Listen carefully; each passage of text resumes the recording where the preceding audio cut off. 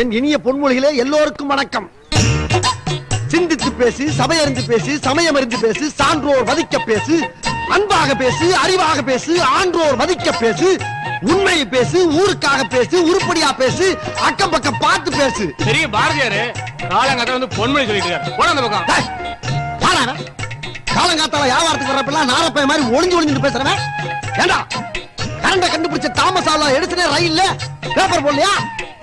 அவர் கரண்ட கண்டுபிடிக்கலையா, பல்ப கண்டுபிடிக்கலையா, சினிமாவை கண்டுபிடிக்கலையா? அந்த மாதிரி நாங்களும் பின்னால கண்டுபிடிப்போம்னா ஒய்யா.